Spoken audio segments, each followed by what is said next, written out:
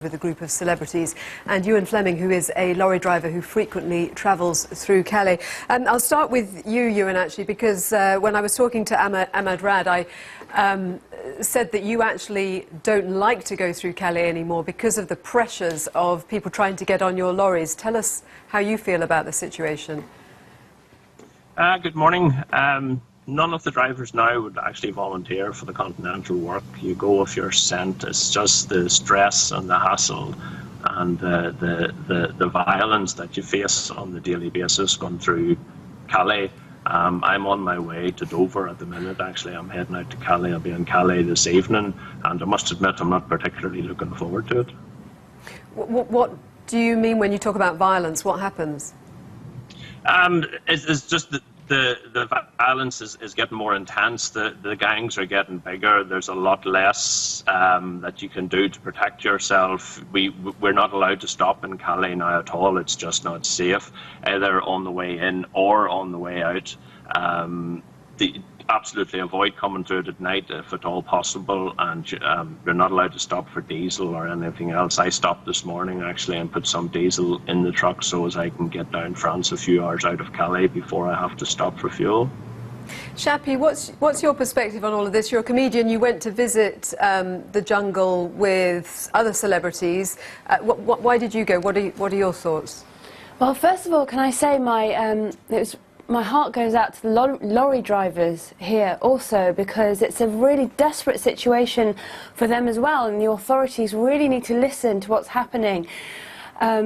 People are in a desperate situation. I went to the camp on Sunday and I have never seen such a thing. People there are desperate to tell you their stories.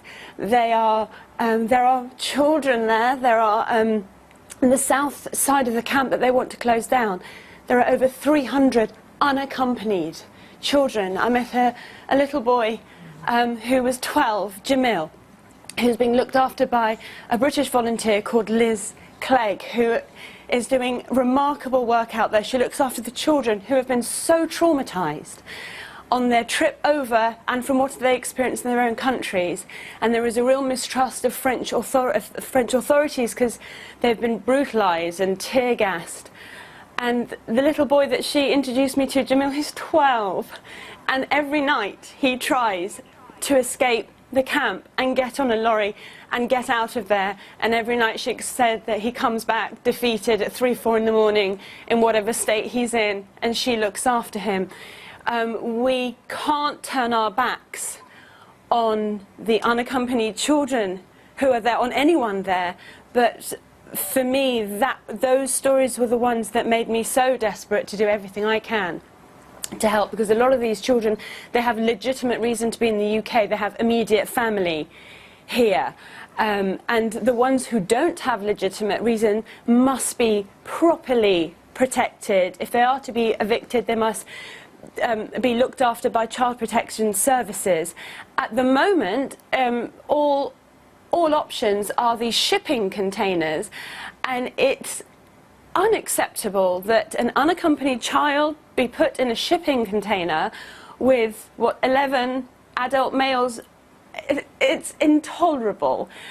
At that point, I want to bring in Caroline.